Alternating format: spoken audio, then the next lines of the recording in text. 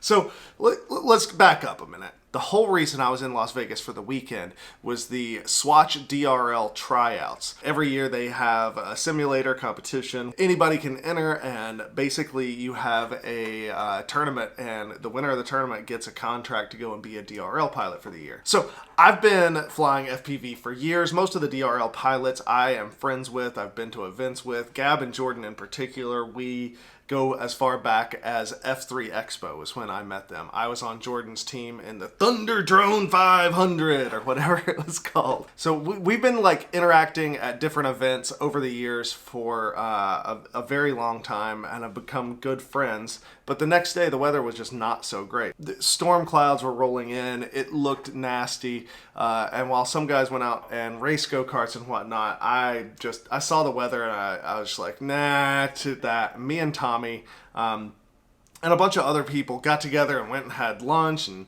drinks and dinner, and just it was a great day of hanging out. Near the end of it, Jordan and Gab mentioned that they were going to bed early because they planned to get up at the crack of dawn the next day, 5:30 in the morning, in the lobby, to go and fly at Red Rock, which is just one of the most scenic locations in the world to start with. And secondly, it was gonna be at sunrise, so the sun cresting, just lighting it. The lighting's gonna be perfect, and the forecast was for snow that night. So you rarely actually get snow on the mountains at Red Rock. Occasionally, but it's not like an everyday thing. But to get that with a nice sunrise and a clear sky was gonna be just perfect. When they first mentioned it, I thought to myself, man, those guys are crazy dedicated. That is awesome. Good for them, right? After they left, but my other people started to go to bed, the wheels started turning, and I'm like, man, if I were to just go to bed right now, like, I could get up and go with them in the morning. So I basically said my goodnights, went upstairs, called it a night. I hadn't asked them if I could join them at this point. I just was like, they're probably already in bed because it took me longer to get to my room. And I was like, I'm gonna send off some like Facebook messages, get up in the morning, and just have my fingers crossed that there's a seat in the car for me, right? And so I'm like, Jordan, I'm going to bed now. Want to join you in the morning. I'll share my B-roll. I don't know what else can I offer, right? And you, I'm not trying to push it. I told them I'll let them hit it at sunrise. I just want to be there to document it, and then do a few of my little flights that I will do. We'll get to why I didn't go crazy on my long range side of things in a minute. But so he. Surprisingly, he was still up, and he messaged me back, and he was like, of course, man, you're always down to join us. Let's go. And so I then spent the night not sleeping.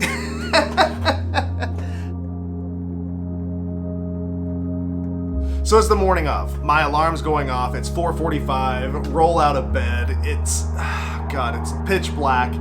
If you've ever gone and spent a night where you get just the bare minimum of sleep, when you wake up, you feel that nausea, just trying to get going. That was how I felt the morning of.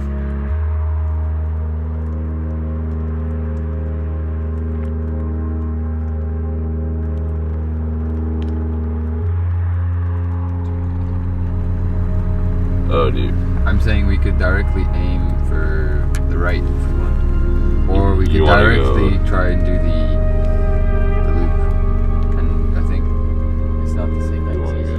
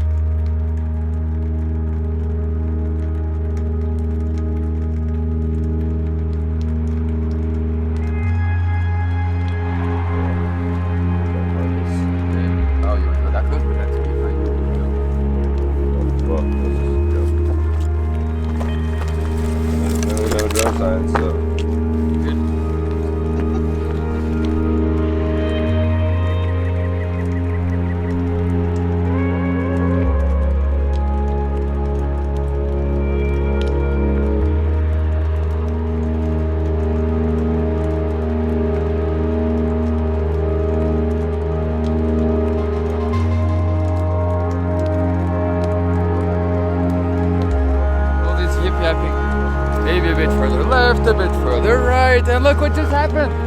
I thought we were so far ahead of schedule. I feel bad about the Starbucks now. Oh, no, that's... Damn you, Starbucks!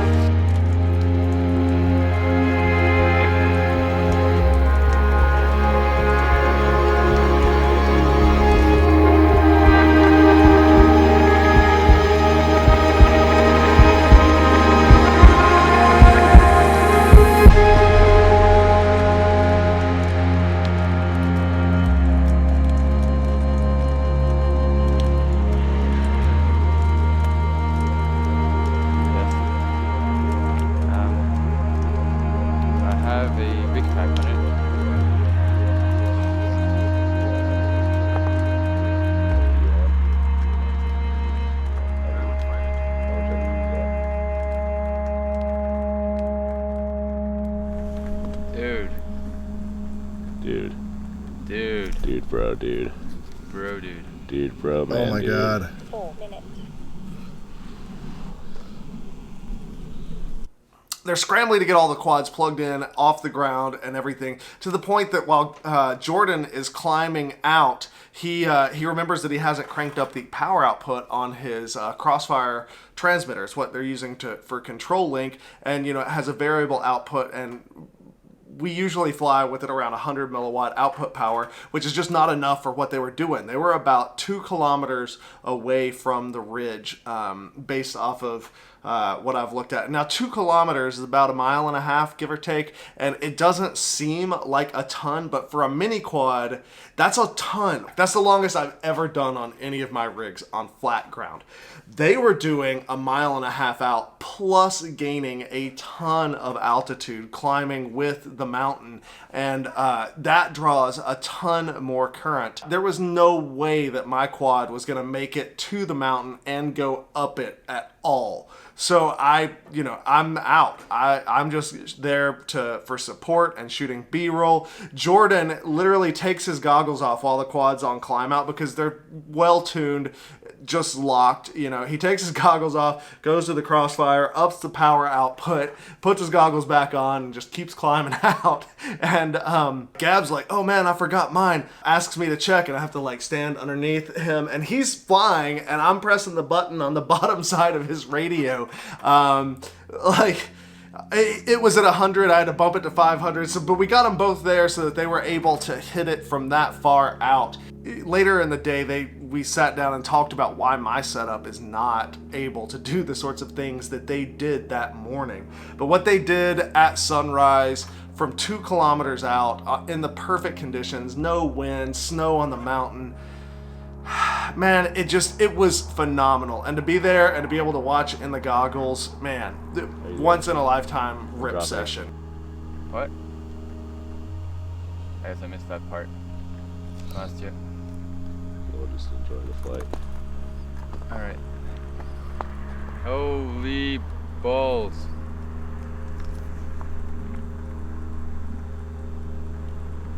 As the guys are flying back, it's partly my job as the spotter to help guide them in, and as the spotter, I'm looking at the drone and looking in the goggles and making sure that everything's looking good for where they're headed.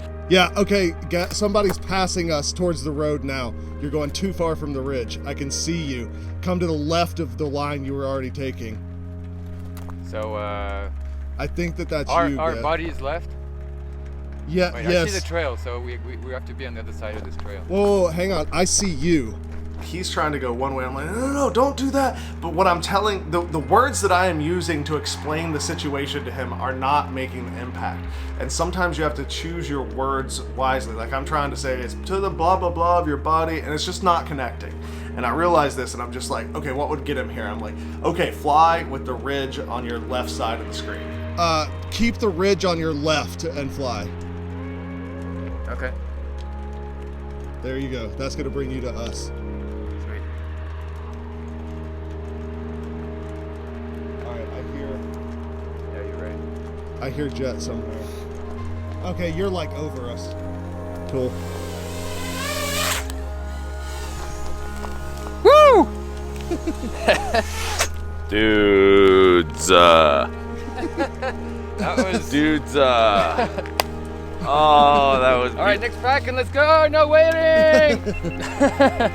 That was sick. An inch from that. There was a tree sticking out that I had this beautiful shot all the way down, and I was like, whoa!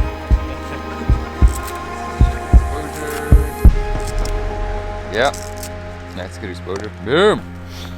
Kind of sad I lost you at the top. So my crossfire was going in and out. Yeah, mine was too when we were I had going. like 10 at some point. Ooh, that's good. 10, 20.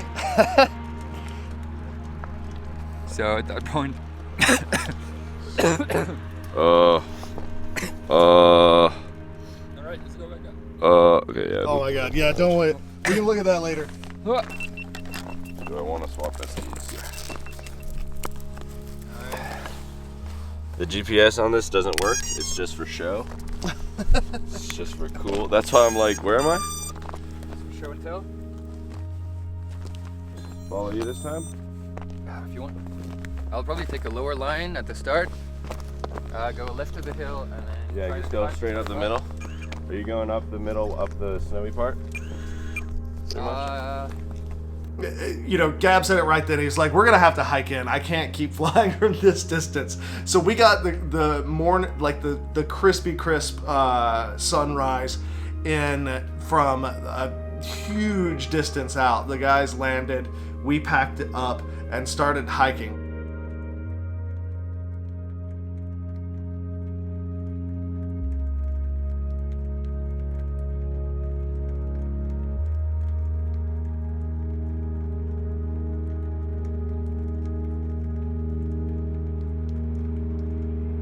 Now, when we're setting up to fly, Jordan looks at my setup and he sees the little nubby of FPV antenna that is on the end of my frame, and he's like, "Oh man, do you have another antenna?" And I'm like, "No, I think I can probably pull it off." And he's like, "Here," he lends me this one that's like this freaking long, and he's like, "Throw this guy on your quad." And you know, it made my experience way better. Could I have flown through the breakup and everything? Yeah, probably, but I would have had to have gotten a little bit more creative. But having that antenna standing out made a huge difference, and the guys broke down for you and for me what the best antenna placement is, and you may be surprised. Check this out. Wait, hold on. That's mostly what I'm worried about. This system is way better than.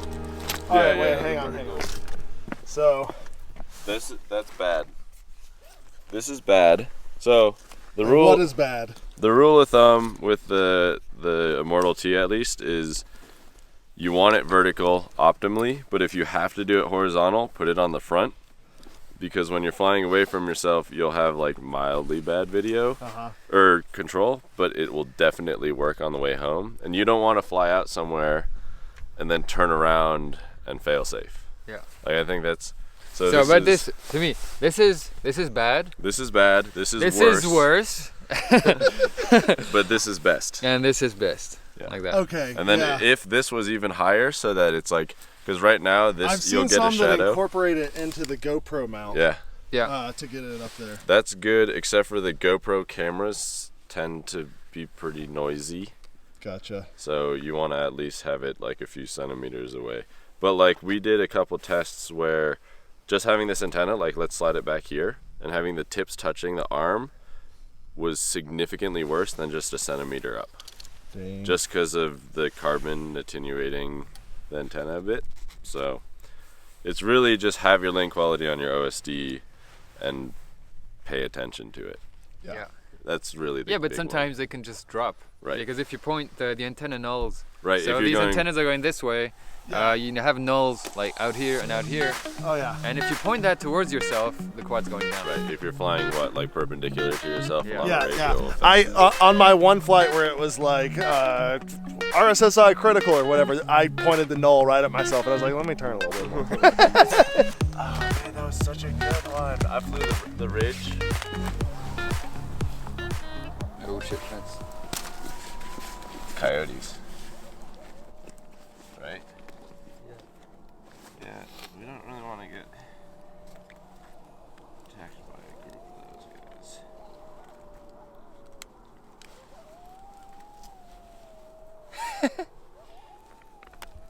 How does that make you feel, Kevin? I'm not worried. Getting the full-on adventure here.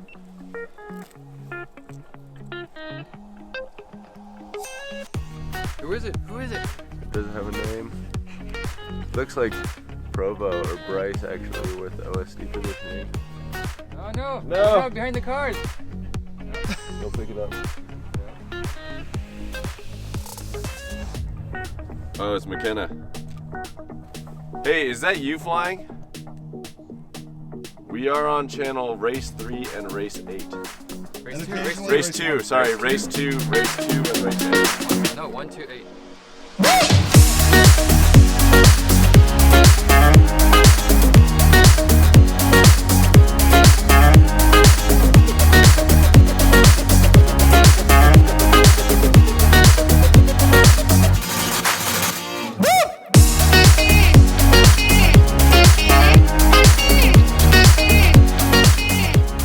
One of the best parts about this rip was that I got the benefit of having these guys as my spotters when I did my pseudo long range rips. Because if you've never done it before, flying in the mountains a good distance away from yourself, it presents a lot of challenges. If you accidentally dip the slightest bit behind anything at those distances, you lose everything video wise, maybe control link. And so having a spotter that's warning you if you're getting close to flirting with a place you can't go because you're going to lose line of sight is imperative. And I had the best guys in the biz watching over my shoulder as I ripped my packs. I can't thank them enough. Otherwise, I might have not made it back with this footage. It's only 9. We're chilling. We could go get breakfast and go.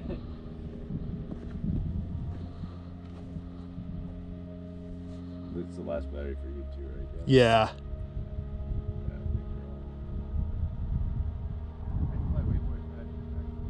If you want to fly my batteries, feel free to. But like I said, I don't trust them a ton. I wouldn't if I were you either. Yeah, we like to have like the safety margin and oh shit, there's a tree. Yep. And I'm not guaranteeing you that this, especially it's going to be lower voltage than what you're used to.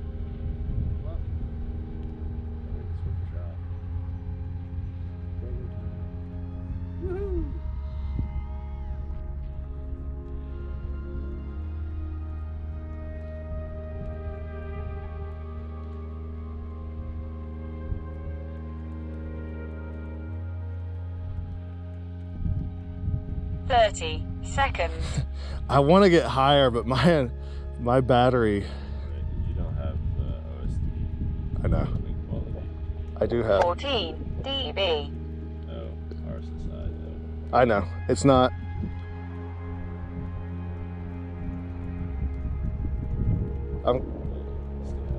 Yeah. RF signal critical 20. 19. Yeah. I'm gonna make my way back. 18. 17. 16. 15. 14. 13. 12. 11. 10. 9. 8. 7. 6. There you go. You're getting the hang of it. 5. That echolocation. 4. 3. 2. Okay. Thank you. 1. Timer 1 elapsed. There we go. Perfect. Thank you.